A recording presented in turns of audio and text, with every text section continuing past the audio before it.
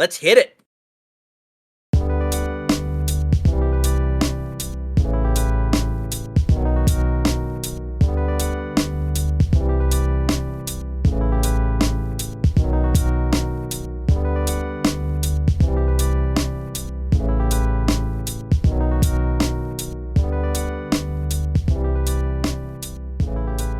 Hello, everyone!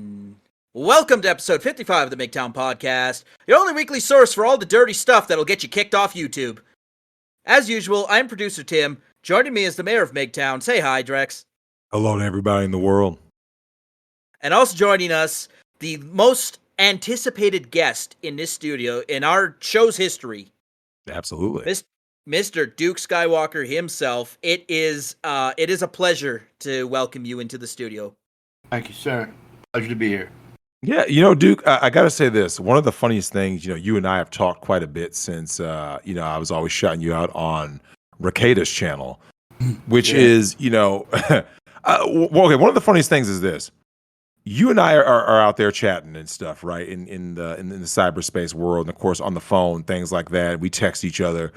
And I think it's very telling that, even before the show, we were just talking about the nature of trust. And one of the reasons why I don't believe that you ever went on anyone's show is just because, you don't trust what they're going to do with that content, right? Because people try to flip. And, you've seen people do hit pieces, I'm sure, right? Like, hey, Duke Skywalker, would you like to come on and talk about women's empowerment in your industry? And you're like, yeah, sure, I guess I could do that. You go on there and they flip everything you said into be a hit piece, right? Yeah. I mean, yeah. I did one thing before with this guy, and it wasn't really. He just had like a radio show, and I made sure I got the questions. But I get asked all the time to do things like to whether it's.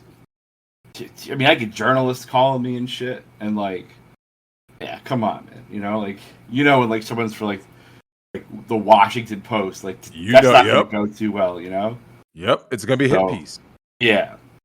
And, well, that's why I'm so grateful you came on, because like I said, when I was talking about you on Nick's show, people asked, they're like, Drex, why do you always shout them out? And I said, one of the reasons why I'm a huge fan of yours, because like I said, it's not that I'm a personal, big GG fan or anything like that. I always said it's not about, let's say you per se, right? Like in your content, I go, it's what your content represents. You see what I'm saying? Yeah. So when someone says, hey, yo, Drex, is that your kind of porn that you like? My answer is actually no. And someone's like, well, Drex, why do you love Duke so much? I go, listen carefully. Duke gets it the way I get it. When I tell dudes not to be bitch-made simps, when I tell dudes that, yo, if you treat women like X, you will get X result. And people say, that's not true, Duke. You treat women like goddesses. And then they're wondering why they're getting cheated on, right? And the guys out there who say, Duke, I'm not 6'5". There's just no way I can get a woman. I got to be Chad.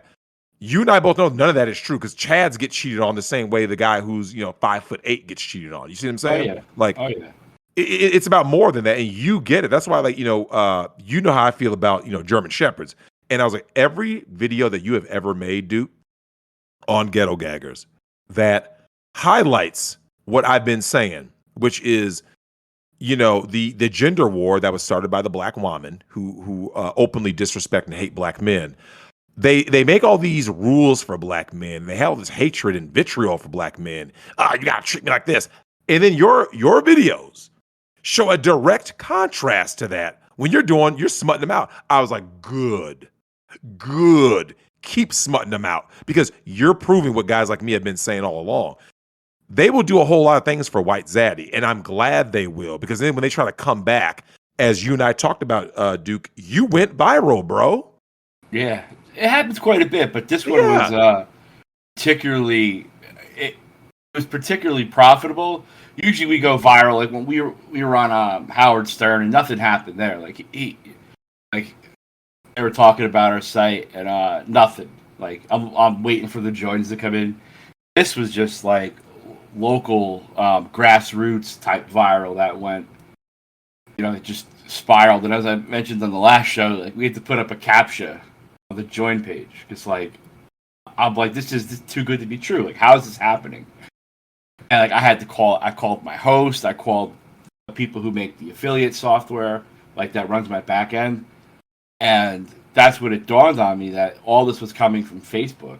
And I don't even have Facebook, right? So I had one of my friends go in there and he's like, yep. He's like, screen capping it for me. He's like, this is happening right now. And I mean, as I said in the last show, every time I hit refresh, 5 joins would come in. Yep. That was for 3 days. I mean, well, Duke, when you have a situation like that, right? Something goes viral, someone's sending in links and stuff. You've heard that old Hollywood adage, right, in the news business, which is all publicity is good publicity, right? Like, so anytime someone is like this, you know what, this is horrible, and they treated women like this, and this woman's grandmother found out. In the back of your mind, you got to be thinking to yourself, keep sharing the story, right? Yeah. Because that's the thing, and that's the one. This is why I hate my industry, but mainly the people in it.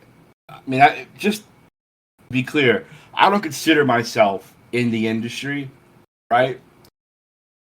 Because, like, they sniff their own farts, right? Like, they're in LA.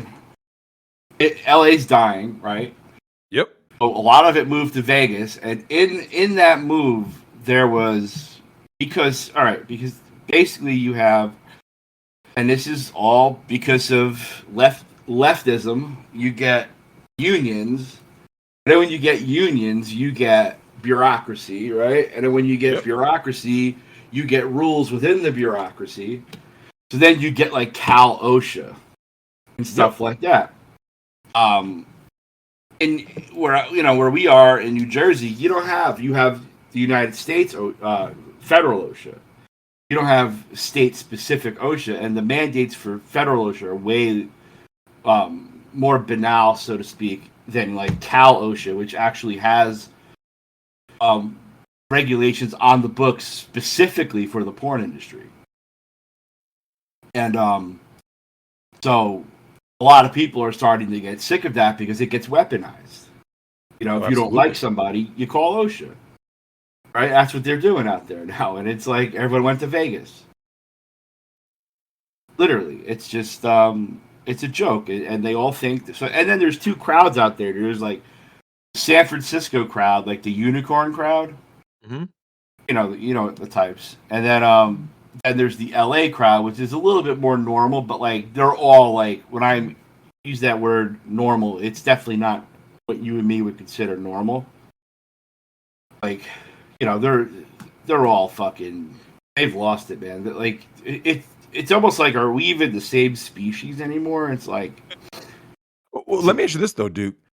For those people out there who don't know, what is it in particular about the so-called LA crowd that has you being like, you know what I'm saying? Like, what is it? What is it? Is it an ideology? Is it something they say, something they do? What is it that is the most troubling to you working with people or dealing with people from the LA crowd? Well, oh, geez. I mean, let me see. I don't even know where to start. Okay, well, they take themselves too seriously. They,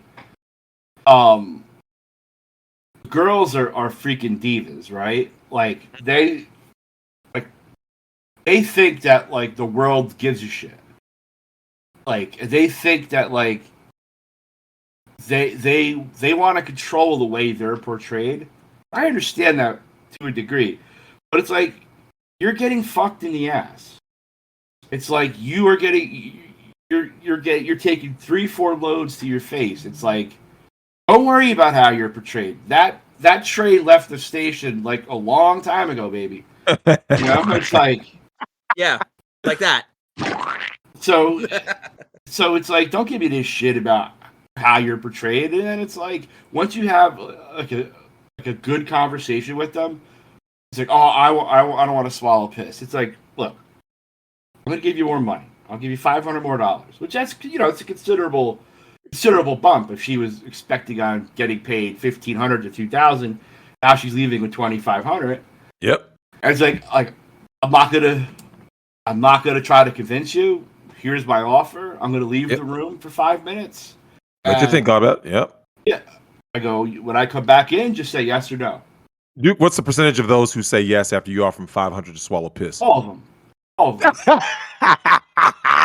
I mean, they're already coming. See, here's the thing: they already come in going to do it, but then they have like a change of heart, right?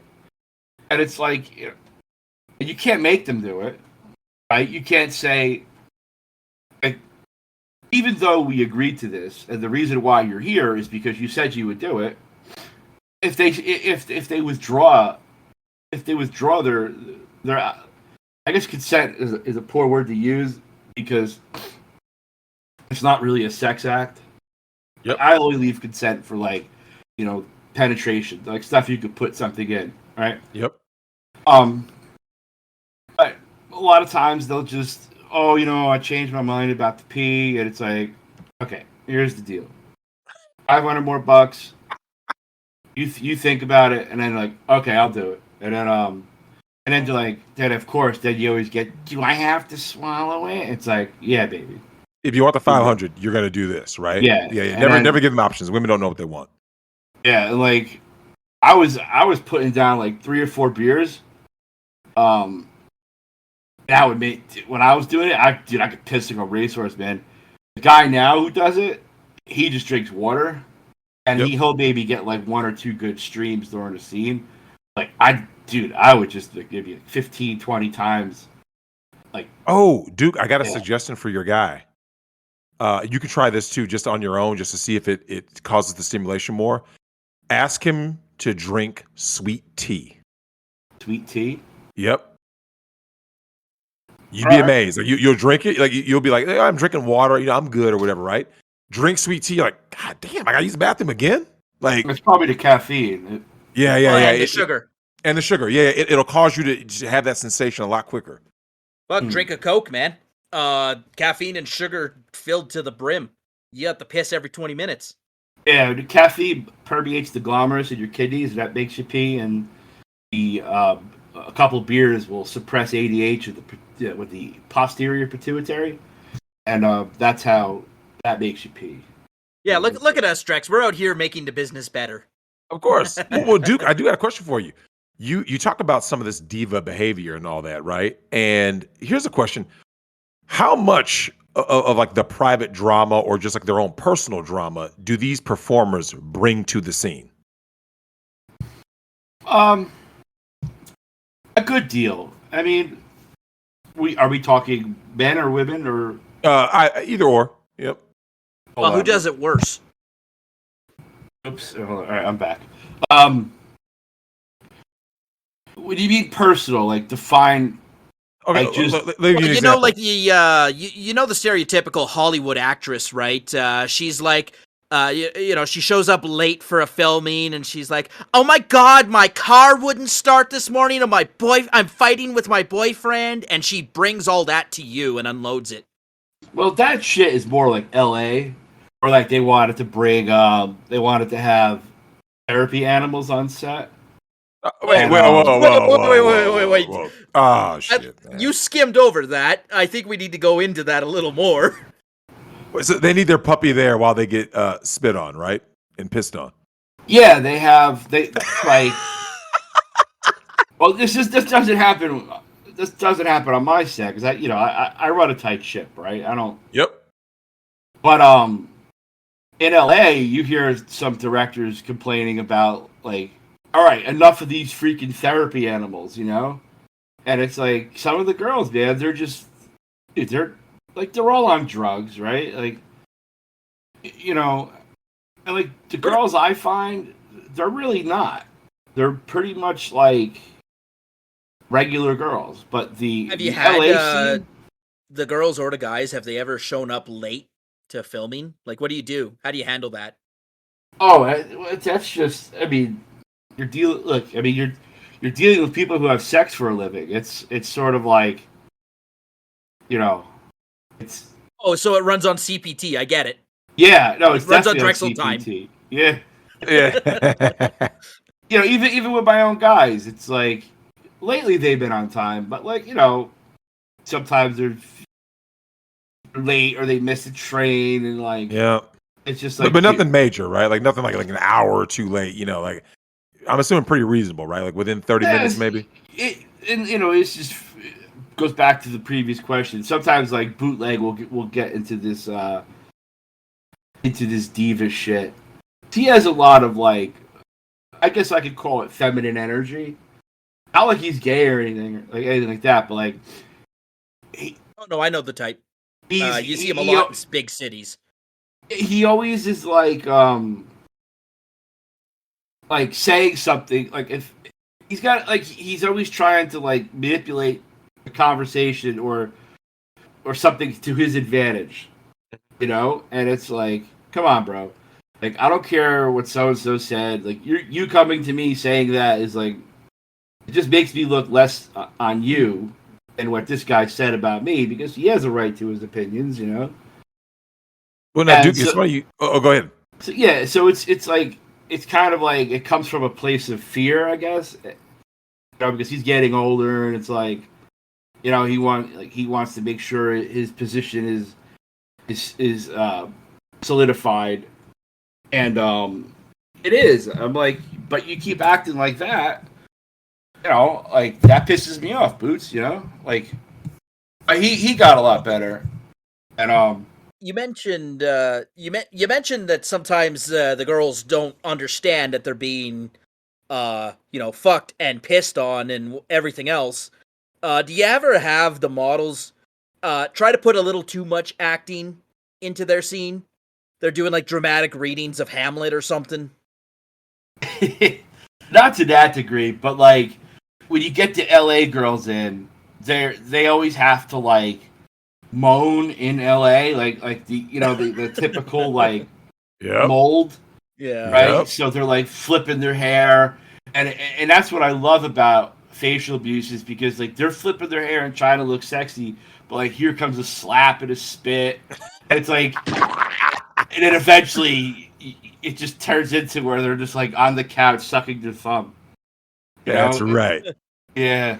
Well, Duke, here's the thing, though. You mentioned something about the male talent, and I want to touch on this because it's something that's very important. That I speak to a lot of women in my private life, and they tell me about these things. Vlad TV, right? DJ Vlad does the interviews with a lot of porn stars. I don't know if he still does as much, but he did them, and in succession. I'll never forget this. He had it was like Kelly Devine, Sarah J, Jenna Ivory, and then eventually Phoenix Marie and Nikki Benz, who was sitting there like side by side with Lex Steele. And he talked about the percentage of male talent who's on the down low in the industry. And each time he interviewed a woman, he was saying like, hey, Kelly Devine said the amount of guys who are on the down low doing, double dipping is 75%. And then the next girl like, oh, I think it's closer to like 80 to 85. And then like each girl he asked, the number went higher. By the time he got to Nikki Benz, who's sitting right next to Lex Steele, and Nikki Benz said 90 to 95%, right? What do you think is the issue going on there with a lot of these guys in the industry, doing down low shit, right? What is your take on that? Oh, I think the vast majority of the industry is has issues. There's some degree of trauma that happens in the past, and it's like, and that's the funny part as it pertains to me, because I never, the only thing traumatic that ever happened to me was like my mom is like overzealous with the religion, right? Mm-hmm. So that could have led to something. But back to your question, usually it stems from a place of trauma, boundary issues, and all that kind of stuff. But I would say any scene where there's guys who get their ass eaten, like Boots don't care. He lets the girl get in there. But like there's a couple of sites that it's a black guy. When like he's bent over and he's got his ass, like I'm not gonna say the site name because I don't want to like I'm not gonna do him wrong like that. Nick Drainers, go ahead. He's got his shit. He's got his muffin ass. He's got his muffin ass propped up. And this girl is just going and like that's someone who gets fucked in the ass. Yep. No, here's the thing, Duke. I'm not gonna lie, man. This is a shout out to NCAA Cat because I have to always troll her about this topic. I actually read the comment sections every time I watch a video. That's just me. And a lot of dudes in the comment section like, yo, bro, this is some gay tendency kind of shit, right? Like when you see something that is suspect, dude, I see something sus, man. Like, okay, now you and I have talked about this in the lifestyle, right? Dudes will say or do something that's sus, right? Like you'll be sitting there trying to go in, like, hey, dude, hey, let's go ahead and Eiffel Tower this chick real quick, right? So dudes are trying to do their thing, and then a dude will say something like, oh yeah, man. Oh, Duke, yeah, you're really fucking, man. Look at her take that cock. And you're like, bro, hold up, man. Like, or he's commenting on your girth. Yeah, he comments on your like girth. He's paying attention to you. Yeah, he's paying attention to the not dude. The woman who's getting it in. Yeah, dude, you've seen that, right? Where you're like, hold up, bro. Some of that shit don't bother me though. Like, cause like, for example, like it's dude put you got a new guy, right? And he's pulls out his pants, he's getting ready. It's like, I remember I said to the dude, I go, what the fuck? Like, do you water that thing? Like how did this happen? Yeah, right. Like, yeah, because it's just freaking gigantic. Like it's probably like 3 times the size of my cock. It's like a big fucking dick, and it's like, but well, at the same time too, you're in the most unique position because if you said that in a gym, you'd get your ass kicked. Oh, of course, right? Yep. But you are in the unique position that, okay, you have to be comfortable standing in the room with every other guy who's also got his dick out. So what do? You lighten the mood, you make a joke, you cut through the tension. Yeah, so I get it. You're in a unique position. Yeah, it's not coming from a place of latent gayness or anything. It's just it's just an observation. It's like, whoa, like yeah. Making a comment is different than like I said, like when someone like a dude's like into you, like he's saying something, because you'll see that a lot in the lifestyle, because as you know, there's a lot of these closet gays and cucks in the lifestyle, right? Who want to eat cream pies from their wife and all this stuff. And these dudes will say and do some weird stuff. And you're like, hold up, bro. Like, no, I'm straight though, bro. I'm straight. You're like, you're not straight, dude. Straight guys don't eat other dudes' cream pies. I'm just saying. You see what I'm saying? Yeah, that's true. Yeah, that ain't straight. Yeah, that's gay. I got a funny story. It was. Do tell it. All right, so we were on a break at the studio before we knocked down some walls. There was this other room that was a little smaller, and we went in there because the girl needed a break. So we're just talking, and it just then it turned into where like everyone came into the room, and this one dude starts talking to the girl. Next thing you know, he's eating her pussy, right? But the way he had his ass positioned while he's eating that pussy, I looked at my buddy, and I'm like, he's taken some before. Do you think he wants it in the ass? And he just shook his head like, yeah, like, man. That's what he's signaling. And like, I never looked at that dude the same way ever again. Is that what you're talking about? Like, he basically was on all fours eating her pussy, but like he had his ass bent down like oh, so he did the U in his back. Yeah, he's arching his back, man. He's showing his back blown out. Like, presenting. And it yep. Me and the other guy looked at each other just like, and he just nods his head like, we're thinking the same exact thing. Like, this guy is hoping one of us would just stick. You know what I mean? Like, he was hoping. You're supposed to be lying flat. If you're a dude and you're munching, you're supposed to be lying flat. Now, Duke, I got to ask you this though. This is a question from one of the peeps. What is one of the weirdest and most surprising shenanigans that's happened on set or behind the scenes? Well, one time she's on the site. What's her name? Mecca. Right? Excuse me, I got a little bit of a cough here. But oh, he's got the coof. Get tested. Yeah, right. She came in with her boyfriend. His name was Rico, right? And it's always Rico. Yeah, right. And he was like, he kind of looked like Humpty Hump a little bit. He just like like lanky, like weird hair. You know what I mean? Like, so like, here, bro. Here's $200. Like, there's a strip club down the road. There's a movie theater. Like, make yourself scarce for the next 2 hours. 2-3 hours. So he says, okay. And then all of a sudden, like an hour goes by, and all of a sudden we hear, boom, boom, boom, boom. I'm like, what the fuck? He kicked down the fucking door. Oh! Yep. He was just tall enough. Like, he was the perfect height where he could lean against this railing. And it's an industrial building, so it's a pretty sturdy railing. And he just kicked the fucking door. Like, just smashed it. And it just opened up. He comes in, and he's got this big, puffy red coat on. And he reaches in his hand, like, at an angle, right? Like, like making that, you can't see what I'm Duke's doing. about to get HMT'd. So he like, reaches in his fucking thing, and we're just like, oh, fuck, here it comes. And he pulls out a cell phone. Oh. And I'm just like,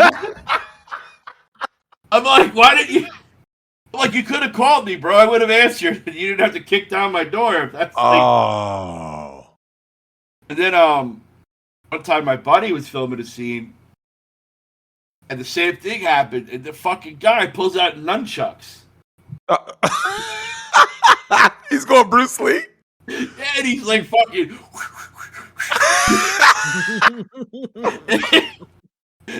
I can't deal with you right now, dude. What is wrong? Thing ever. What is wrong? Like, he got it on tape. He's like, I gotta get this. Like, I was just like, yo, man. He's like, he just got so fucking mad that like no one was taking him seriously. It's like, you got nunchucks, bro. Like, it's like, what am I gonna pull out a Chinese star next? Now, I don't know. Get some size out. This is not the first time you've had an ex-boyfriend or a current boyfriend blow up your phone or your office. I just finished a scene one time and my Twitter got blown up. Now it's mainly Twitter, right? I started getting DM'd and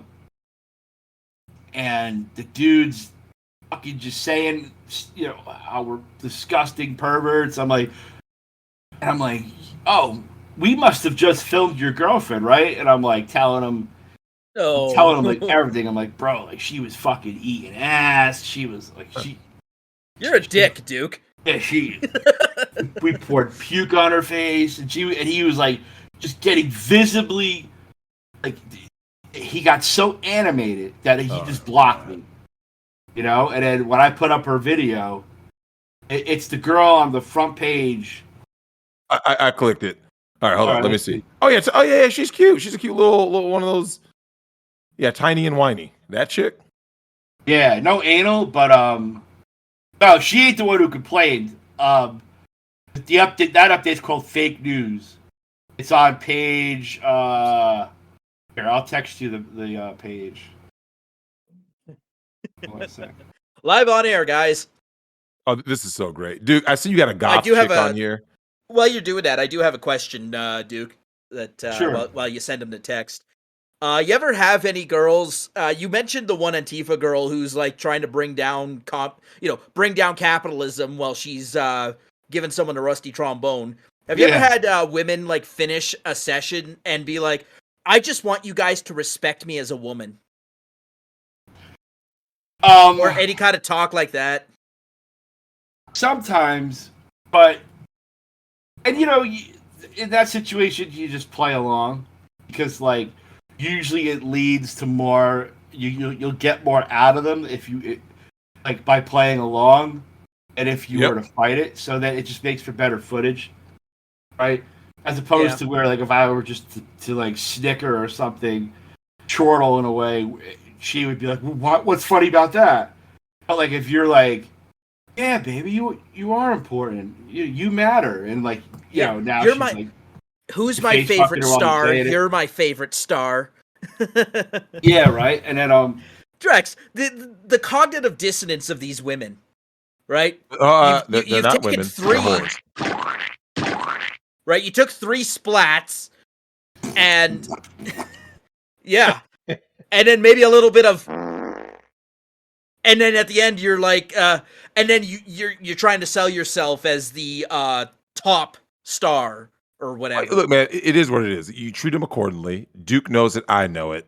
And well, the best thing about all this, though, Duke, is that it's something that we talked about on the live stream, right? Which is when you see these feminist chicks, right? Like you talked about Tara Slade, they want to be degraded. Yeah, I would say yes. Sure. This is not being forced. Speaking of degraded, I did watch the Deaf and Degraded video. Nice. I had to. You hear the noises that came out of her, man? Oh man, dude, Duke, I'm not lying, man. After we do this, I'm gonna go and check your video out, man, because I gotta hear the sounds. I imagine Chewbacca sounds. Yeah. Like she had no idea, like that she was being loud. Mm-hmm. And we had there was a guy working for us at the time. His name was Donkey Dick, and he had a dick like a donkey. And he's fucking her ass, and she's just going. And I'm just like, and then Bootleg's like, oh, you have to watch it, man, because he's just like, you're a stupid ass, right? Or like, you're dumb, right? And she's like, and I'm just like watching it, and I'm like, man, like some of the shit that I've done in the past, like I watched something like because we don't try to shine shit, right? Yep. And like, what I mean by that is like in LA, you have a girl come in and she's not all that, and they'll like still try to make her look great.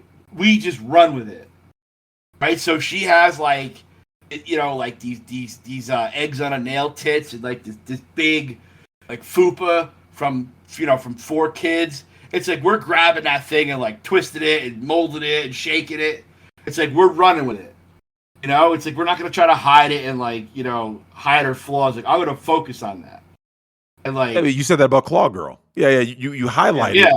And I mean that's empowering for one of these low self-esteem thoughts. It is what it is, right? And one of the things is that Duke, one of the questions that I came up with for you is just the simplest one is that, how do people treat you personally before and after they discover, you're in the industry, quote unquote?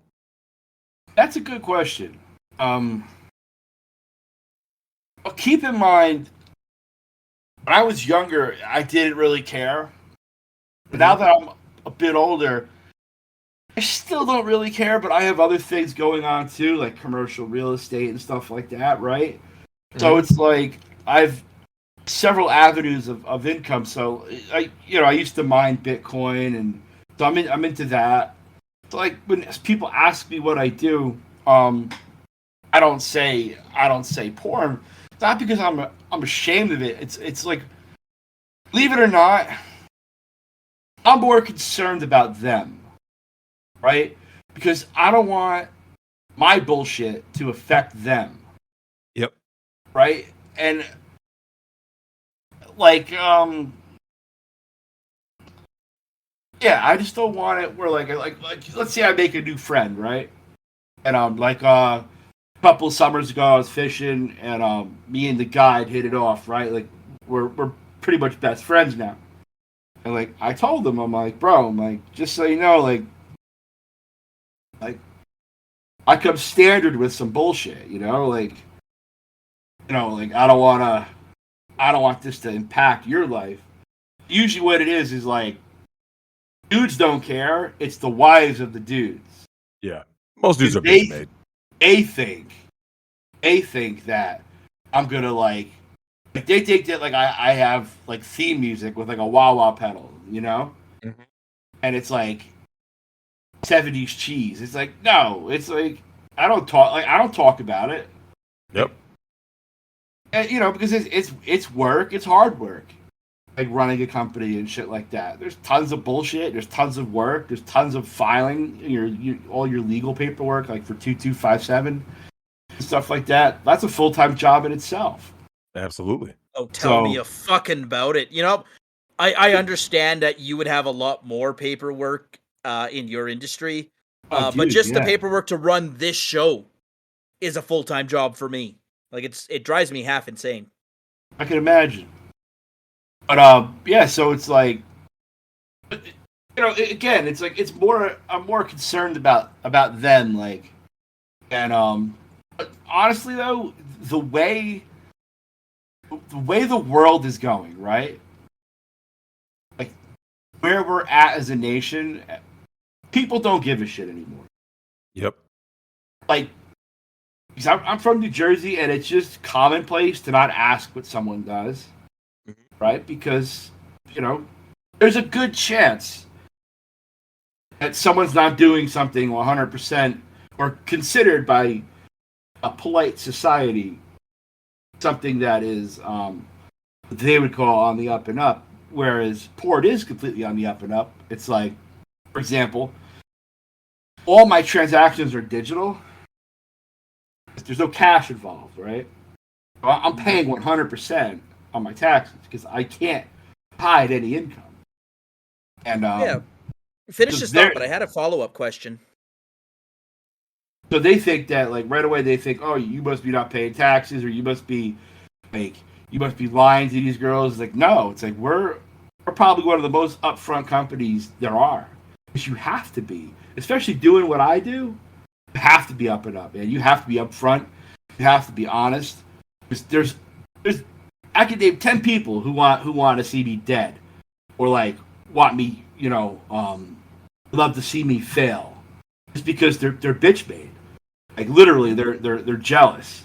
The jealousy that, because they have no control over me, right? Like my industry literally has absolutely zero control over me. I'm sort of like the thing that should not be.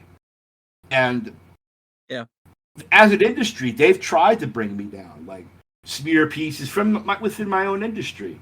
Because usually from dudes, I'm sure. Yes, because, well, yeah, chicks too, and like the 3-letter organizations and all that. But because I don't use any of their infrastructure, like, we're self-sufficient. We book our own girls. We do everything ourselves. So, that's exactly it. How dare you be successful being self-employed? You need to answer years, to a boss. You need to work for the plantation owner, Duke. Mm-hmm. Like, how dare you not use our agencies? How dare you not? Because, and that's why LA porn sucks, because all these agencies, they'll tell the girl what they like, what she can't do, right? Yep.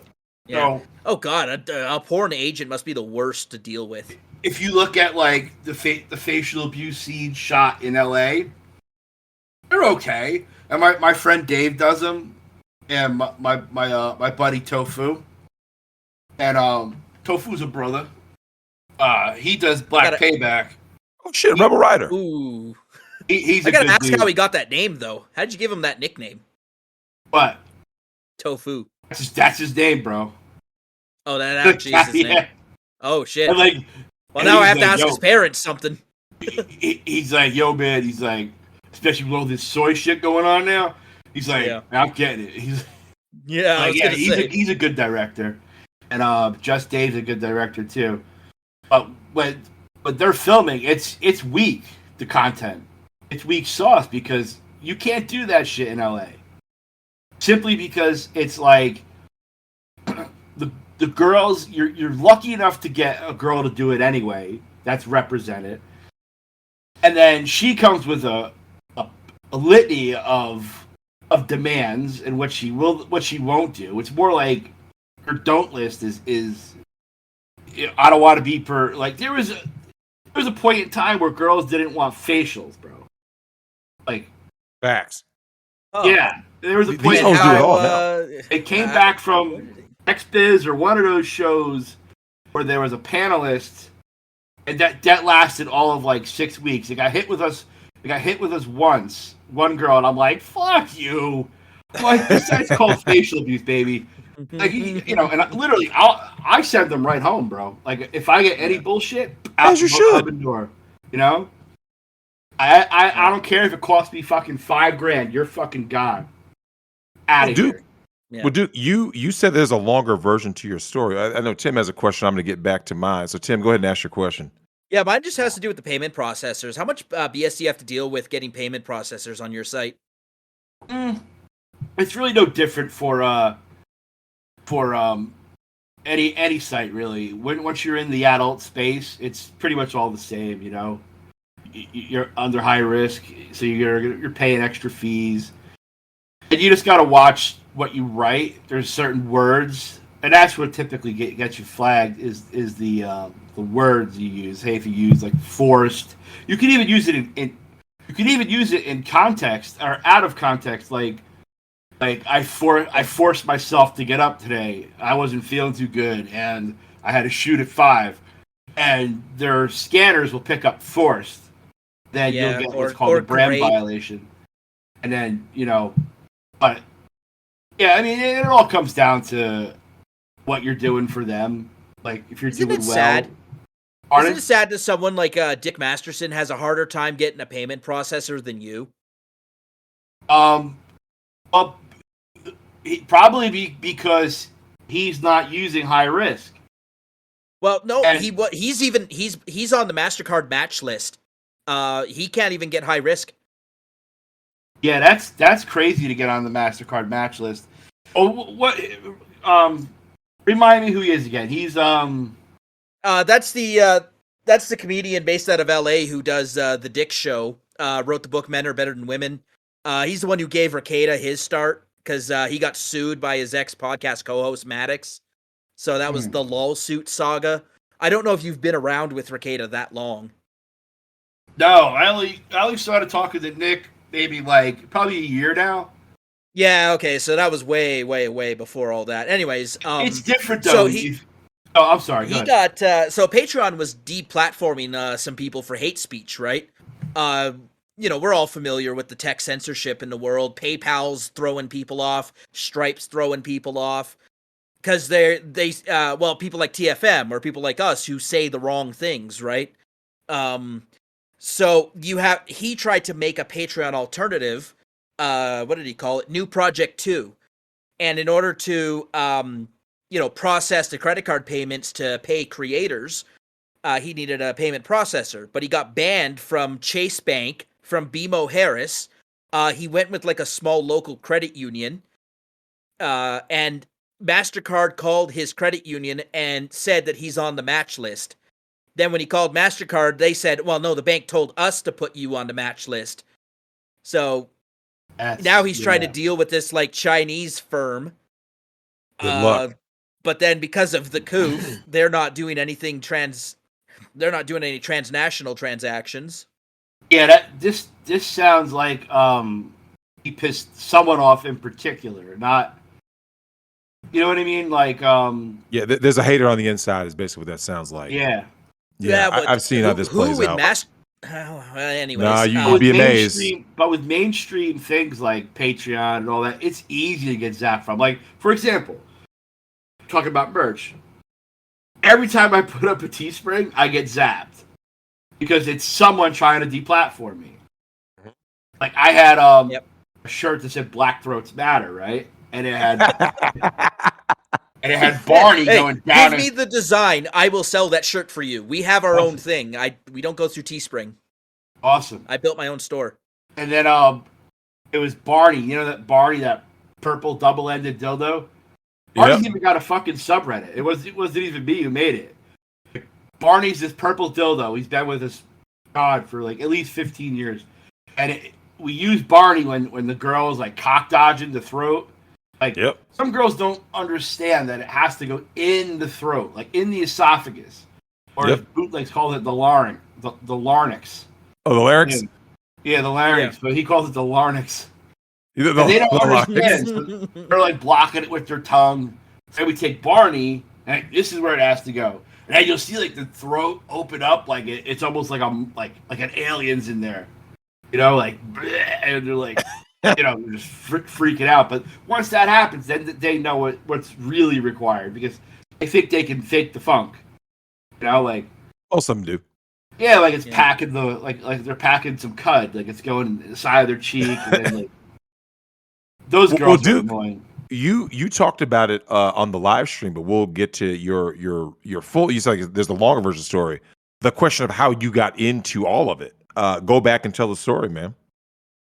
All right. Well, I was a DJ, and I would DJ at some of the big New York clubs. Never like a headliner or anything, but so I bought some E off a buddy of mine, and popped the pill. I'm with my girlfriend. We're waiting for it to kick in. Nothing. So I took another one, and I don't know what happened, bro, but like my freaking pulse, my heart rate went up. Like, long story short, I ended up in the ER, right? Oh, shit. And so there's no lasting damage, like nothing to my heart, but I'm like, but I had some chest pain. He's like, well, you would with your heart beating that fast, right? So he's like, but nothing came back. Your heart's fine. You had no heart attack or nothing. And I said, okay, well, I'm still high. I'm like, when will that go away? And he's like, probably when you wake up. You'll be all right because you took a high dose, whatever. And I don't know what it was. That shit lasted for 3 months. Oh, shit. And I think it was like PTSD or something, because I honestly thought I was going to die. Like, I was convinced, and being in that altered state of mind, I was going to fucking die in the tunnel, the club, the tunnel. Mm-hmm. I was going to die on that fucking grody ass floor. I was 100% convinced. Oh. I just remember, like, I was in school at that time, and I had papers due and all that shit, right? And it just seemed so irrelevant, like so trivial. Like all these things I'm worried about, and I'm literally thinking I'm like, because my heart is beating so fast, I'm starting to get lightheaded now, right? Like, and I'm starting to like almost go out, but I never went out. Anyway, so I made it to an ambulance. They were going to take me to another hospital. Then they checked my blood pressure, and that look on their face they make, turned it around to St. Vincent's, fucking hightailing it. So then they gave me probably some lidocaine to get my heart down, and then but my blood pressure normally is like 110/65, right? It was like 220 or something. It was like fucking shit. Yeah, it was. And well, you beat my record. So it never went away, and all I could do, like the after effects, right? Like the next day, I had an out of body experience. Like, dude, it was insane. I'm watching TV, and some girl died at a club the next night, right? There must have been a bad batch going around. I swore I was watching myself. Like, it was me that was dead on TV. That's what I told my mom. I'm like, Ma, something's up here. I need to see a doctor. So they just put me on some clonazepam, and eventually everything got back to normal. But at 3 months, all I could do was fucking jerk off. That's the only activity I could do that wouldn't launch me into a full panic attack. And it's probably self-medicating because of the endorphins and the neurotransmitters that are released, which are very anti-anxiolytic. After you nut, do you have any worries on your mind? None. Well, you just want a fucking sandwich, right? So I would just look at porn, and as I mentioned last time, my mom just got a brand new computer, and this thing was like, it's still the dial-up modem and all that, but like it was a big step up from this laptop, and I just got in. I just started like I became like, I found this forum. It was called the Jizzler, right? And he and I became friends, and then I became a mod. I became the best poster at his forum. And I became a mod. Then I ended up running his site called Sperm Shack, right? I remember that one. Yeah, now Sperm Shack was like the equivalent of Pornhub back then. Yep. And I was in charge of that. like I was sitting on maybe like 1 million clicks a day, and so I told him, I go, there was a thing called Deluxe Pass that hosted all, like, they gave you a bunch of DVDs, and then I had my own little private network there. They coded it up where only my members would get access to it. And I told my buddy that, the Sperm Shack guy, the Jizzler, hey, will you promote this? I'll give you $18 a sale. He's like, yeah, dude. And like, I was his best sponsor. I was his best sponsor. He made a killing off of me, and of course, I'm making a killing too. But that's how it started. It was like I had the connections from the forum, the connections from Sperm Shack, and then I just basically said, like, here's my plan to do this. And he's like, hey, dude, I'm behind you. I'll promote you. So I had instant traffic source, Don't be behind and me. Next thing you know, I'm living at home in my mom's basement, and I'm pulling in like 20 grand a month. Nice. And what? Your story is very similar to, Drex's story, right? Because getting the first couple thousand fans, right, is the hardest part of any endeavor. And it sounds like you had an existing audience that you could tap into, much like Drexel had to hit, Nick's existing audience he could tap into. Yeah, like traffic is everything, man. Yeah. And, it really is. We're making $1 a month, $1 per day on our own website in terms of traffic. And we don't have there's no porn on our website. It's just the store with the t-shirts and the episode listings. Nice. You should get some Google ads or something. Yeah, we do. Yeah, I'm making $1 a day on them. Because I can't do anything with Google ads for adult. Well, yeah, I guess. But what I'm saying is that the hardest part is your first 1,000 listeners, right?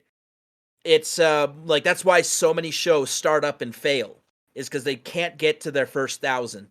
And we had a relatively easy journey there. Yeah, it's good to know people, and I always love when Drex is on Nick's show. That's usually, like, I'll watch Nick, but some topics are just completely over my head, right? But especially if it's comics or anime. It sounds like you're not really into that stuff. Yeah, nah. I wanted to do an anime cartoon with like everything we do. But yeah, I'm not really I listen to the legal stuff, and a couple times he has some pretty cool guests. I always watch when Drex is on. Yeah. There's always it shifts gears completely when you're on from from what he typically does, but Nick has a talent. He's good. He has a good meter when he talks. He effectively uses silence. There's something about him. And same with you, Drex. You the way you phrase your questions, the tone of your voice. It's like you can tell when people are good at what they do. And where some podcasts are just like, what am I listening to? Listen to the native Calgarian sometimes. Sometime she. It's this woke native woman who spends the first 5 minutes of every episode introducing her pronouns and her ancestral background. Wow. Yeah, that sounds fun, right? Yeah. She's like, my name is Michelle Robinson, or Red Thunder Woman. And I've seen pictures of her. She is a Thunder Woman, all right. Thunder thighs. I use she and her pronouns. Okie. How do you say that? Wetsetswin. I'm a member of the Satina Blackfoot Nation. Right? It's like, fuck, I'm native and I don't even care that much about you. Yeah, it's like, and when people get all with that identity shit, it's like, yeah. Well, and they think, how do I? The people, the talent on the show think that people are there because they're your friend or something, right? It's like, no, no one's here to listen to me. No one's here just to look at Drex. They're here for the content, the stuff we say, right? The conversations we have with guests.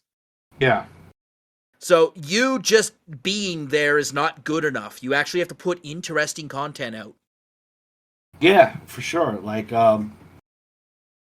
Billy Joel said, right? I won't be here in another year if I don't stay on the charts.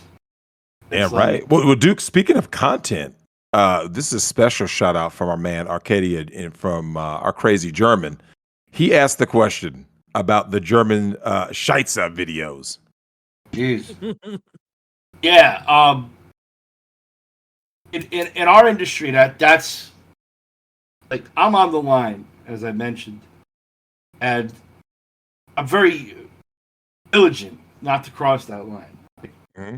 I do the hucklebuck on that line, but I don't cross it. You get involved in the shit, that's it. Like, it's only a matter of time before your door's kicked in. Yep. Right? I want that on a t-shirt. You get involved with the shit, that's it. I mean, and it's a victimless crime, right? But they'll get you for that. Anything with like animals, shit. Like when you get into that part of it, that's it. You're on borrowed time. And has any of the talent ever asked for that before? One girl wanted. There's this latest thing now with the face punching, and my friend Callie Danes does the face punching. She always got bruises on her face, and she's like, "Hey, can you punch me in the face?" I'm like, "No." Like, I even got in my more matured self. I'm less into the slapping too. Like, I'll give a girl a couple wallops, but it's not really like, I don't know. I think that's a cheap way to. Like a handprint on the ass is that's sexy. Yeah. A black eye or a bruised face, I'm not into. That's not gonna do it for me. Yeah, I just like, look, I'm not saying like I don't like hitting women, right? I mean, let's face it, like sometimes everyone needs to be hit. That's like no one gets a free pass for doing stupid or saying stupid shit, but if the threat is there. I don't typically like to do that. Even the slapping these days gets me a little. It hits me a certain way. But when they request it, like I see the videos that they're getting like freaking socked. The girls are just, they come in with little bruises. I'm like, what the fuck? Now I got to document the bruises. Yep. Make sure that like I didn't do that. So like, you got to disrobe, spin around. Now I'm sitting here, I'm marking them all down, like right eye, right cheek, like, taking pictures, documenting it. But yeah, that's well, Duke, we started a chat because of that. I was talking to NCAA Cat and I were talking about this in regards to Dave Portnoy, who's somewhat out in your area. He's out of Boston, I believe, or he's from Massachusetts. Cat is the one that plays with his butt, with her feet. Barstool Sports. Yeah, Barstool Sports. Yeah. So when that happened, he got MeToo'd, right? So Kat and I opened up a live Q&A chat with a question for the guys about if they were comfortable, if a girl asked for it, choking or just like leaving marks in general, right? Choking, slapping, all that stuff.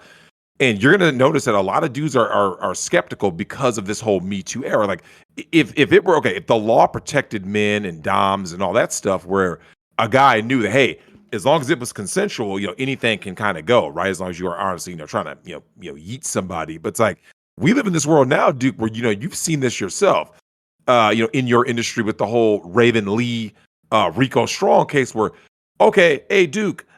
Duke Daddy, I want this done to me. And you're like, oh, hey, this is all on camera. We got her consent. You go and you shoot the scene. Next thing you know, you're getting hit with charges. You're like, whoa, I didn't do nothing, right? Nothing that she didn't ask for. Can you elaborate on Me Too in general and in your industry? Oh, in general, like in my personal life, I'm not too worried about it because typically, as funny as this sounds, because I'm in a committed relationship. My girlfriend and I have been together 10 something years. So we do bring another girl in, which is rare, like pretty rare. And I'm actually like monogamous, to a degree. Like what I mean by that is like if I have to perform in a scene, she understands, right? Mm-hmm. But I'm not going out and just fucking somebody. But sometimes we'll go out, we'll meet somebody, and it's like, hey, you wanna come back to our place? And girl's like, yeah, all right. But like, I'll say, but you can sense what girls are into it, mm-hmm. And it's like I'm not worried about choking a girl and having her say something because she can always say stop, yep, or time out or break, or so I'm not worried about that. And I had a girl from LA, cute little thing. She does girl, and she was taking pictures on Black Payback set, and so she was like the director of photography, I guess you could say. So she flew in just because of she wanted to be with me, and because of who I don't want to. It sounds silly, but just because of who I was, right, and then the type of stuff I do. But she would like to get smacked around and punched, and I remember her.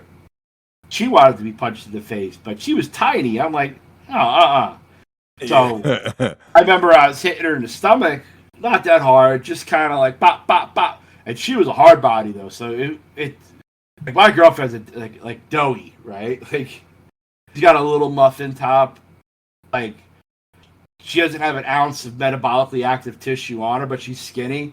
This girl was like, had muscle on her, so she liked it. She liked being roughed around. But so MeToo isn't really a thing that I would have to worry about in my personal life. In the industry, that only happens with people who are insane, like Lee Raven. Yep. But what protection do the guys have, Duke? Because obviously, when I first started this channel, I've always spoken about this on Rakata's show, is that in anywhere I've ever guested on, a lot of people out there grifting, but in my personal and private life and everything, right? Professional, everything. Every time anyone's ever seen me, I've always been for men. I've always told them, yo, man, these things you need to watch out for. So what do you believe that these guys can do to kind of protect themselves in the industry from, getting a Rico Strong / Raven Lee case on them? Well, you always have to have a camera going at all times, even during the breaks, right? And that's what saved them. Plus, I always tell my guys, I go, if you follow my rules to the letter and something happens to you, I got your back. If you break my rules and something happens to you, you're on your own. Right? Yep. So with Rico, I was paying his mortgage, his rent, I had him covered. This went off like 3 months, so I was paying everyone on set. I was paying their, I was making up for their lack of income. So I had Rico's back, I had Dave's back, I had everyone's back there. It cost me a lot of money. It cost me only like $4,000 in legal fees, which they were just essentially monitoring her story. And then a buddy of mine, he's a JD. He wrote the piece that essentially ended her, which is on MikeSouth.com. He basically, because he's a JD. He's an attorney, but he's not practicing, right? Yeah. This guy is fucking brilliant. He broke it down, the allegations. He cited examples of where she's lying, examples of where she did this in the past. Posted her tweets. And man, so he did a Rakata breakdown, essentially. Yes. Yep. And and we launched the video. That video's out there if you want to watch it. It's on. It's still linked. So people watch it, and now every once in a while, if I'll see her pop up on my timeline, and there's always like someone like, you lied about Rico, and it really changed when we started playing the race card back, right? That's when it started to change, because I mean, you see how the media is, right? Yep. Like you don't hear anything about that Wakusha guy who drove down, took out the 10-year-old with his car. That got memory hold. So when we pointed it out that she's a cisgender white female accusing a black male, that's when she started losing her pull on her side, because now you got a dilemma. You got a big dilemma here. The intersectional stack dictates that Rico is more oppressed than you are. That's right. So you don't want to. That's why she turned it on me. That was another dumb move, because she had nothing. I was 3,000 miles away. Like, what did I do? Well, she's not the first though, Duke. We talked about the Felicity Feline thing and others like her. We covered that. And this has to be asked about what are the best and worst things about your industry, right? This sounds like one of the worst, but is this the worst part of your industry? There's nothing good about the porn industry. The only good thing about it is that you can make your own hours. You're your own boss. Pretty much all right. You get left alone. I get into it more on like on XBiz. I just got banned from there for damn. Yeah, there's this one dude who I fucking can't stand him. He runs a site called Wasteland. This guy hasn't been relevant. I don't think he was ever relevant, but he's definitely not relevant, and I could tell he has feminine energy. Ugh. He hates me because I outrank him. Like I shit just sells better than his. So he's always trying to get me canceled. So he got me banned because I came up with a site called Basteland, like BASTE, and I had turkey basters on it. Just to fuck with them, right? So when I put that in my profile on XBiz, they fucking banned me for copyright infringement. Oh. You have to be in the same industry in order to infringe on someone's copyright. Like if I had I don't know, it's hard to explain, but like it's not copyright infringement, like it just isn't. Oh, fuck that guy, like, fuck his whole family. Well, I mean, you come up with things like radical Islam and things like that, and you talk about obviously like the Tara Slade situation where you're pissing on these hoes back on the communist tattoo and everything.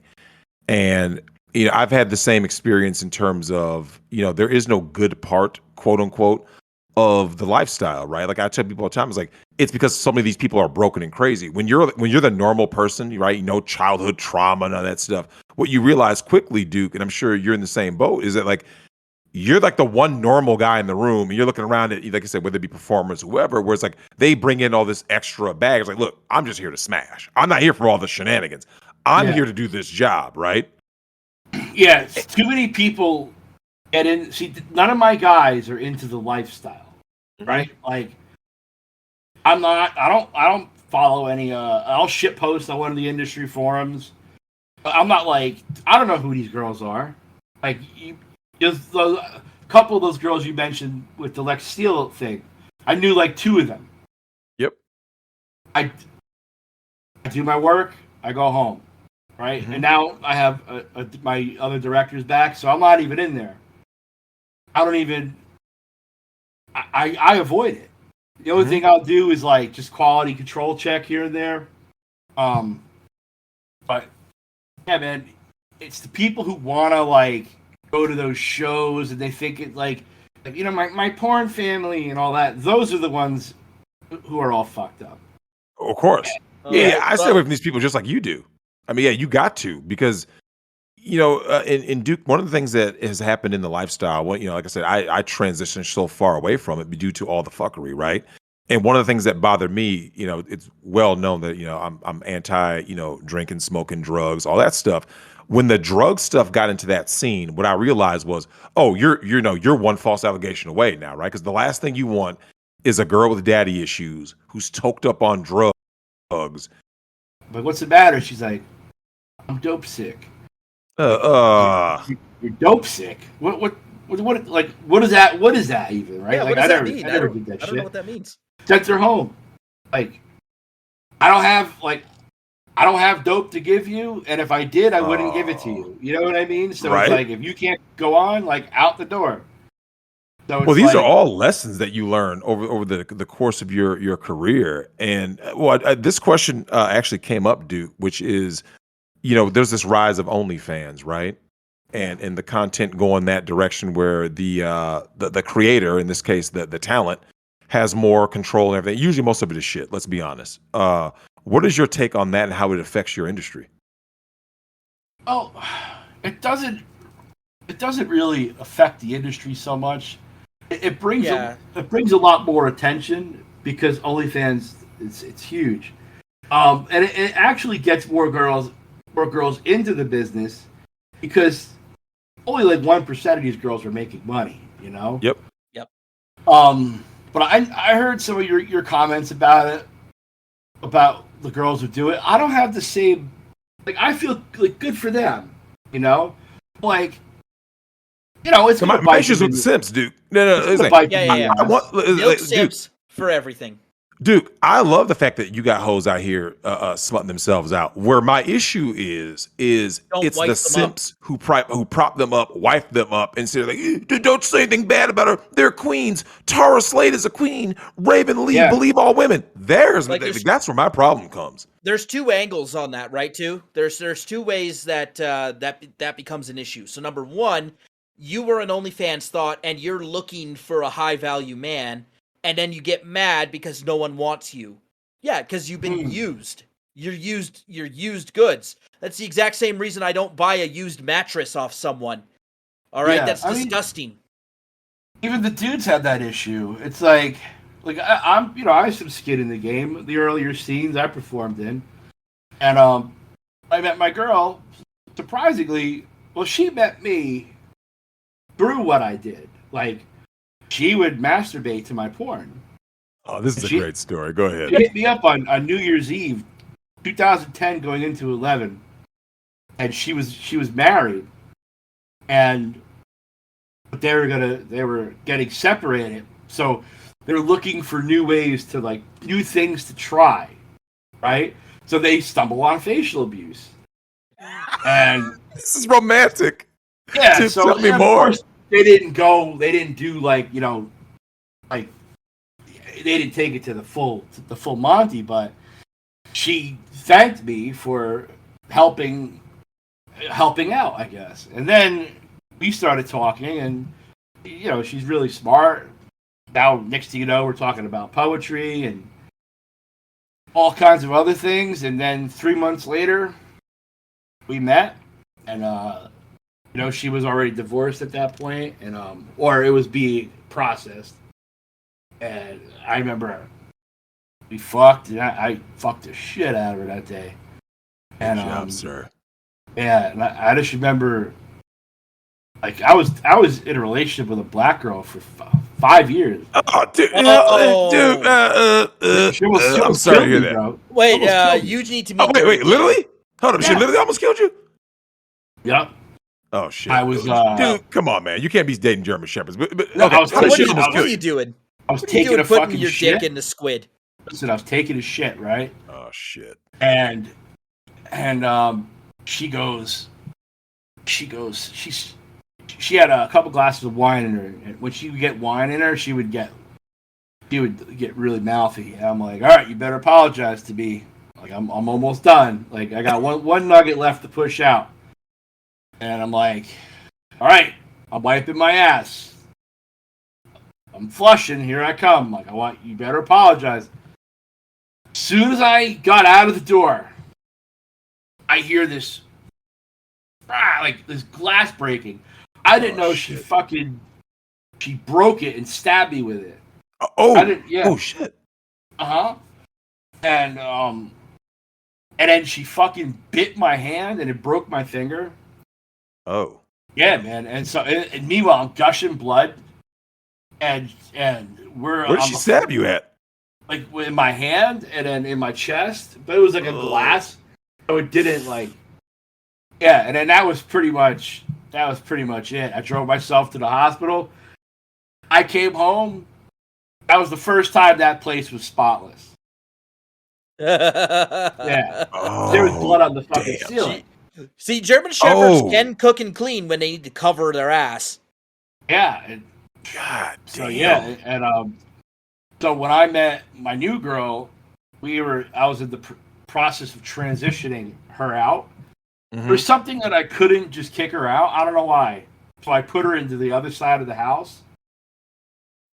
And finally, I got her out of the house, and yeah, and then I moved with my new girl. We bought a house together and shit. And, yeah, it's like I don't got pictures of the I got pictures of me with stitches, right?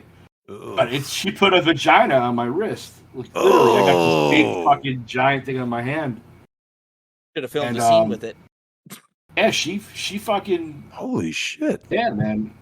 Well, Duke, what do you have to say about that situation? Because the FBI did a very thorough investigation into domestic violation, and what they found was, I believe it's something like over 70-something% of domestic violation is instigated, of course, not surprising, by women, and that the abuse was basically 50-50. Like, yo, yeah, dudes are putting hands on women, and women are putting hands on men, but when it came to it's the women instigating these circumstances. They're the ones drawing weapons or running their mouths, talking crazy. What do you have to say about all the guys out there who may be listening to this who might be in a abusive situation? It's tough. If you're in an abusive situation, fucking, you got to do something about it. Get a TRO. Go get a restraining order, man. Because it's only a matter of time before she sets you up for something far worse. Whether it's getting one on you, or faking that she was hurt, and then if there's a history there, like a trail of police calls and all that, get out of a toxic relationship. This goes for women too, because you don't need that bullshit. In my relationship now, my girl raised her voice to me twice in 10 years. She don't talk back. Nothing. She's fucking out. She's perfect. Well, Duke, you and I were texting each other about that topic, which is all women are going to test you. When guys talk about, I have my unicorn, shut up. They're women. They're all the same. They're going to test you just the way children will, because they want to see if you're going to really put them in their place. Yeah, I mean, she never.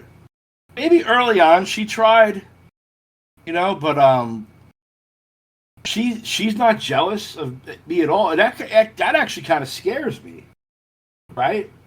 And I told her this, and she's like, I'm just not jealous, and then, yeah, she's got a pretty good head on her shoulders. She's well rounded, comes from a good family, and I don't know, man. It's like I got fucking lucky.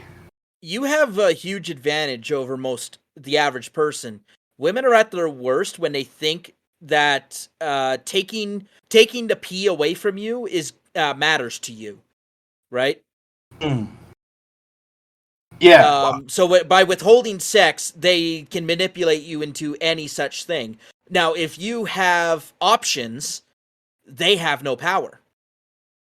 Yeah, for sure. Yeah, they have none. Yeah. Well, that's their only card. Duke, you and I have talked about that. When you remove that, like I said, it's called competition anxiety.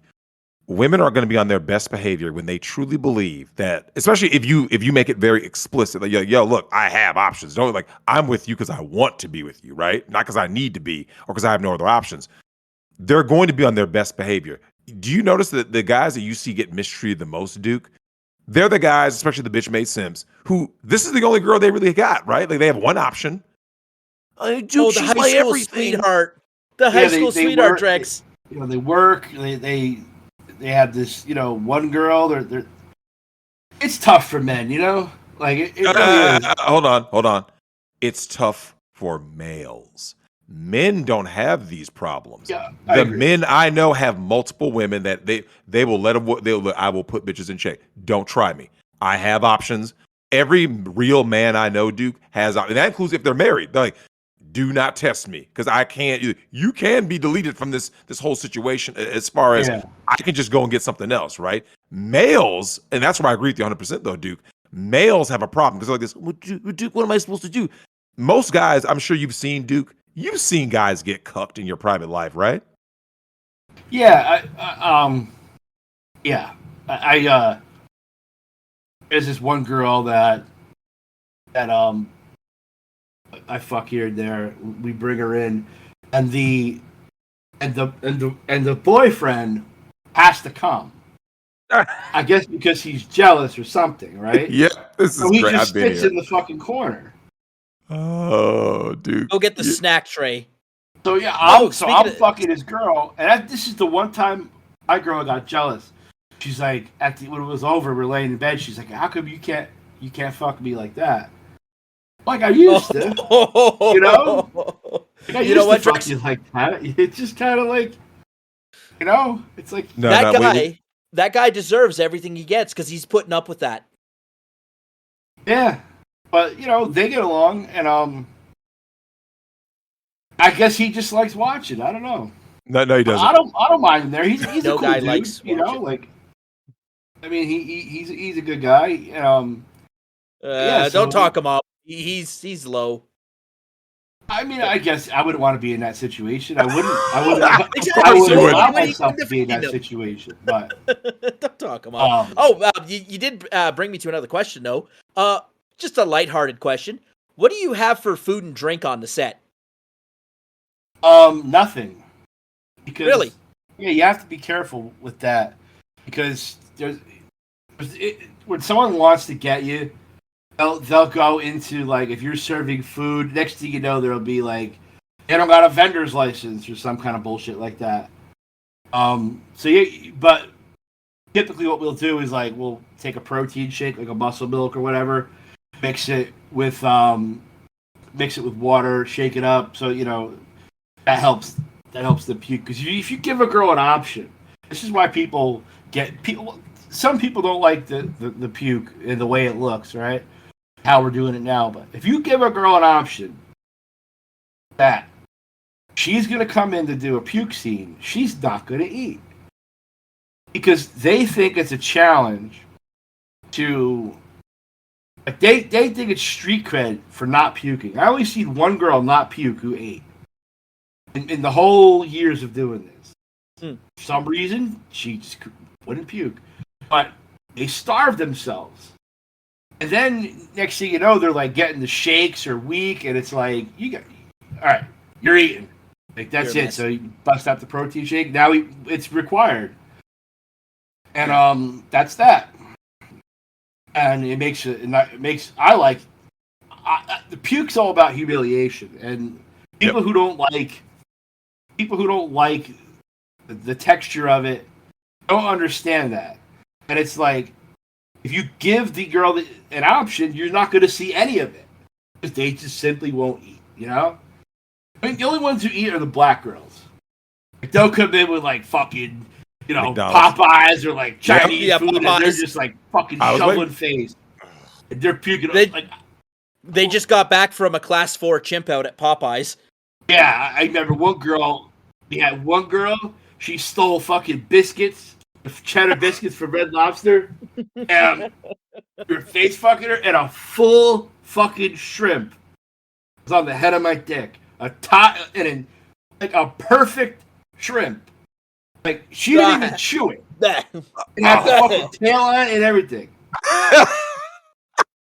And it was on the fucking head of my dick, and she puked up that hotel so bad that if you go to that hotel, you'll see my fucking picture on that wall still to this day. All right, I gotta put this in. We can't get a room there. But Duke, now that begs the question, and we'll let you get out of here. What was the most embarrassing thing that's ever happened on set, whether it be you or to the other talent? Embarrassing, huh? Oh. Where you went home and just shook your head like, God damn, man, Did someone ever slip and pop a knee?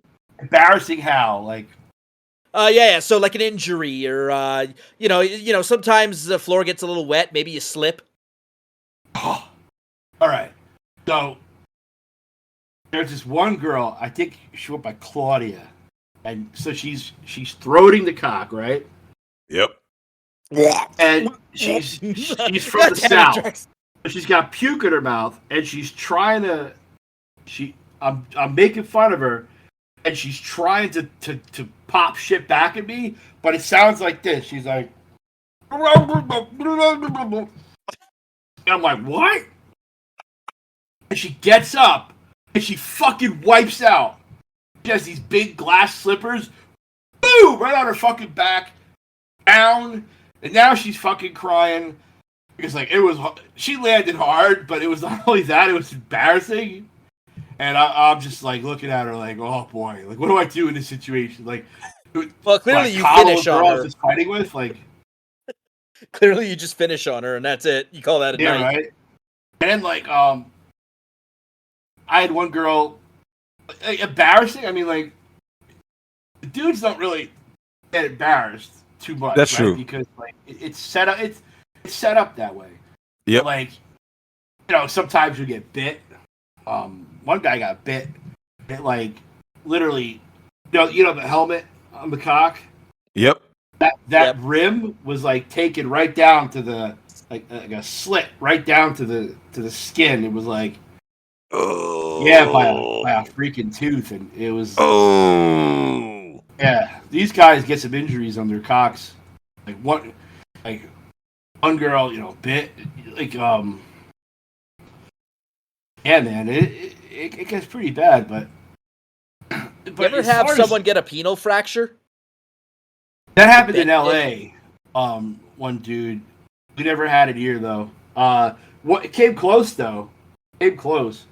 Or like, you know how like a girl when they ride, they always think you have one more inch than you really do. And she came down and it just bent, and I saw it like in the. I'm like, oh! And the guy got up. He was like freaking out, like, looking at his dick. Wait, someone. Wait, who? Prince Yeshua had his dick broken on set, right? I remember hearing about that. Twice. Twice. I remember Lex Steele talked about that. He goes, "This dude's a trooper, man. Like, he's next level for that." It's one of those injuries that if you see it on someone else, you feel it too. Yeah, they say it look like a crime scene. Yeah, you see it.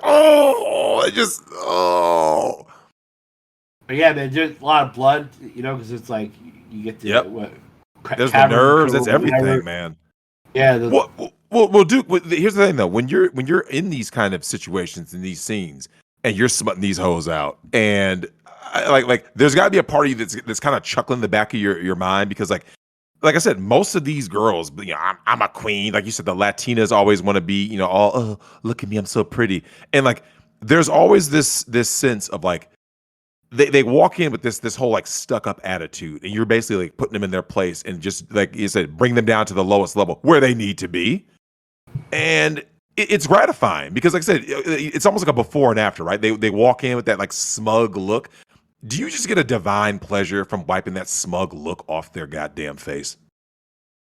In short, of course, because it makes for great footage, right? Yep. I never really make it personally, and believe it or not. But when the girl comes in, most of them are actually really sweet and really cool, right? Mm-hmm. And there's a long process that goes on before we actually film, so it's like you get to kind of know them. Some have major attitudes the whole time. They're sitting there with their legs crossed and their arms folded and just giving you shit. And like Gia Page did that to me, just being really hard, like a hard ass, like wanting to know the specific toys we were going to use, like everything. And I'm just like, Jesus. You know that name? Let me look her up. Hold on, Gia Page. Yeah, I know I've seen her work. Gia Page 2, I cracked an egg in her ass, and that was pretty interesting. Okay. That was not something I expected to hear today. Yeah, it was like she had a gaper and boop right in there. But, Let me see this hoe. Man, dude, I could talk for you forever, man. But we're getting to the end of the show here. We gotta wrap this up. Did you have any questions for Drexel, especially from his experiences in the lifestyle? So what is it you're into, pretty much, Drex? Like what floats your boat? He's into feet. I'll answer that one for him. He's into fucking feet. You like feet, Drex? Look, here's the thing. So Yes or no? I'm an aesthete, Duke. I like every part of the woman's body, right? Literally the whole thing. It's always the feet guys in my industry that are always causing the most shit. Oh, here you go. So Duke. Dude, when people, I'm an ass man, right? I always have been, right? Now that being said, like, obviously, you got to have a pretty face, but like, here's the thing. You know what ends up happening though, Duke, is that over time, you have to find like new ways to get you excited, right? Whether it be like I said, I've always had a guilty pleasure, a soft spot for the feminist chick, right? I just can't help myself. They come in with all that bitchy attitude, and the whole time that they're mouthing off to me like, you just need to be put in your, because they all have daddy issues, right? I mean, God bless feminism for creating these single mother-led households so that I can go ahead and smut these hoes out, right? Yeah. Cheating wives are the kinkiest women of all by far, and it's not even close, right? Yeah. A cheating wife. For those of you out there who are dumb enough to marry these modern women, if your wife is not giving you sex, she's getting the nastiest, most degrading sex from a guy who looks like me, right? Tonight. Yeah, I agree. How do the women typically find a way out of the house, or like? Oh, dude, easily. Okay, so work. This is the beauty of women entering the workforce in mass, right? So, Duke, most of the chicks that we smut out, and like when I get my man, give a quick shout out to my main man, War Starter, the King of Antigua.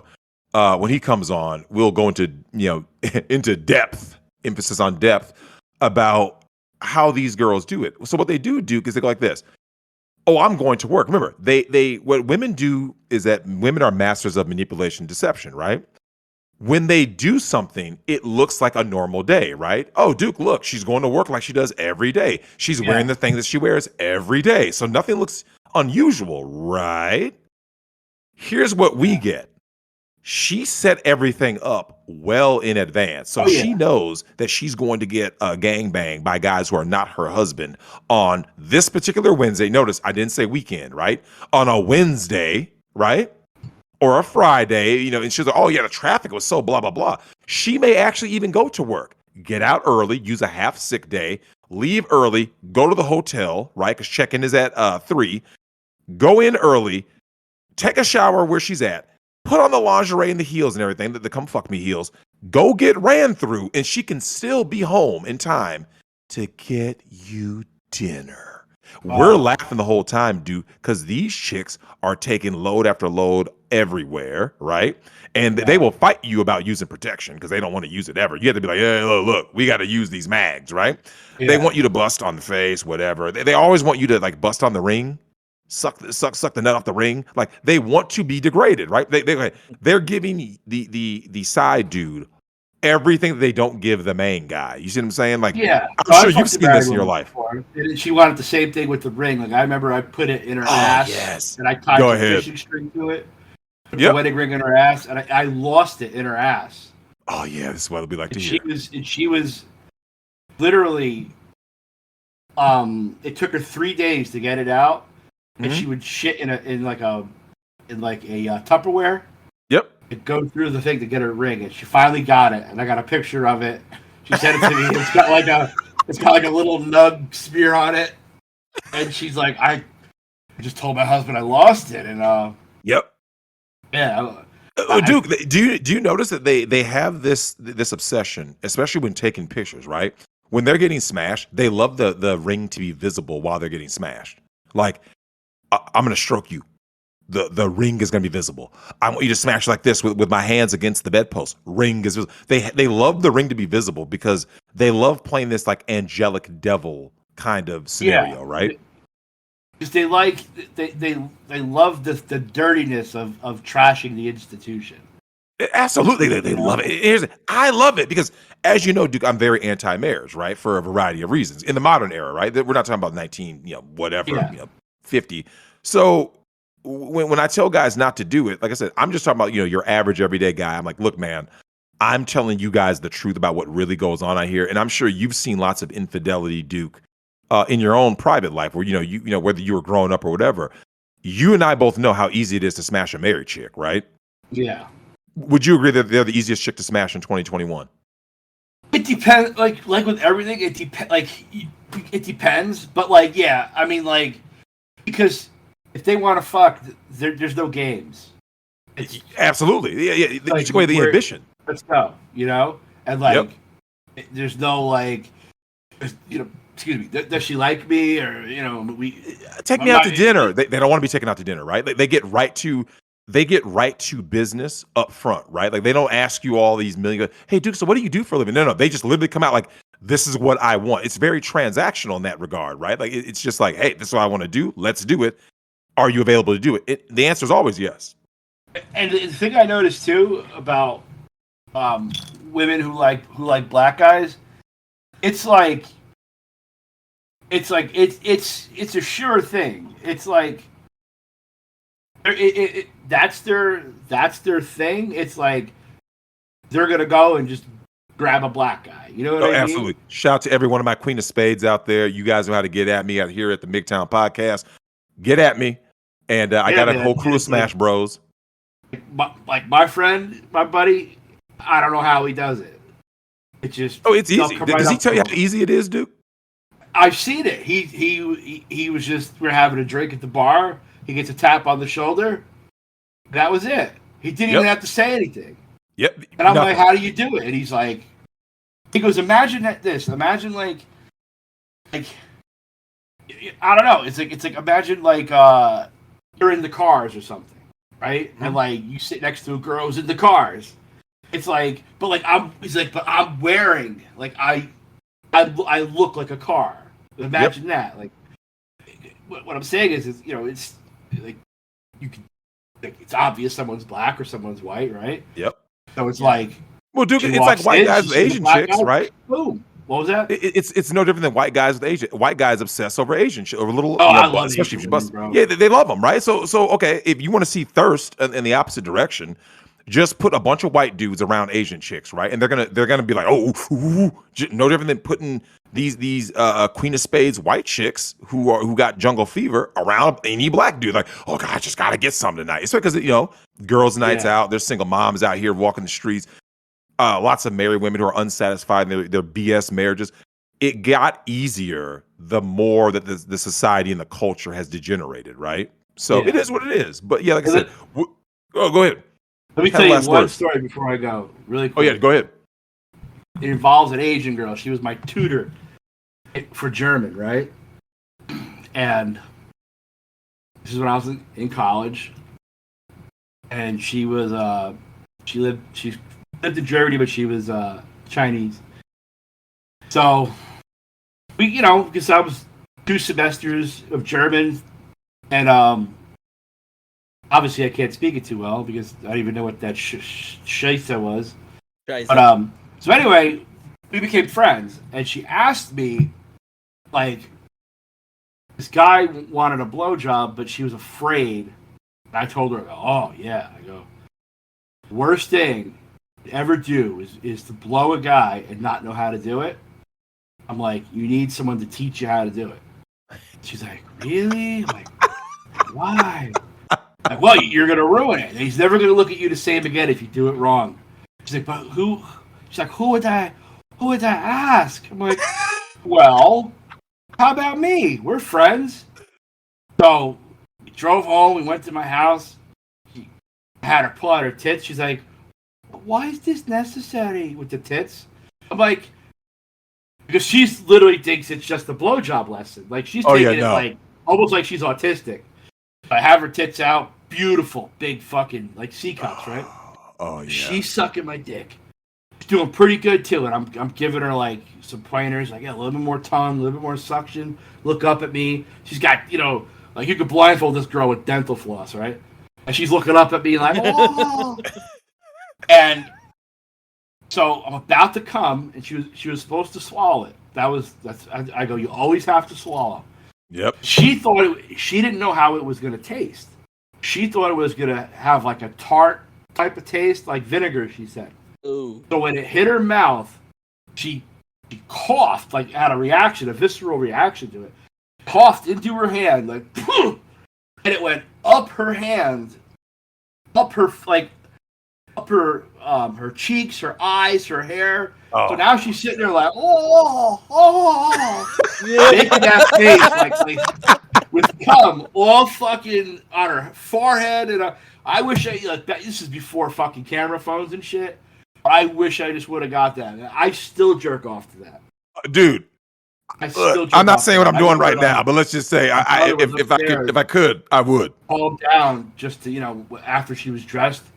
He's like, holy fuck, how did you pull her? I'm like, bro, she just wanted a blowjob lesson.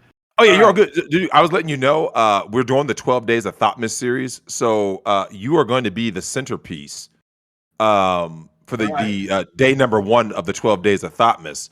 So you can have your best, wildest, craziest stories. And we're going to shoot the shit and talk about the wildest, freakiest, kinkiest stories to let people know, man, we're going to go all out. Yeah, so don't worry. We're going to have you back, man. Anytime you want to come on, you just let me know. How many fucking boomer moments have I had today, though, with the tech shit? Hey, you're doing better than I have. Drex is worse. Nick's a boomer, right? Oh, yeah. I make Nick look like a rookie. Yeah. All right, guys. I'll see you later. You've been worse. Oh, yeah. Thank you so much for coming on, Duke. Duke, you want to show your stuff in case anyone doesn't know? Yeah. Facialabuse.com, ghettogaggers.com, latinoabuse.com, blackpayback.com. Check it out. And then the rest. What about Radical Jislam and Definite Degraded? Antifa abuse. Oh, God, I love Antifa abuse. Deaf and Degraded. You name it, man. Or go to dukeskywalker.com, facialabuseblog.com. If you want some free stuff. But thanks. I appreciate it. Oh, yeah. We're sending you a Thought Patrol shirt. I will make it happen. All right. You bet. Take it easy. Thanks for coming on, Duke. No problem, man. Later.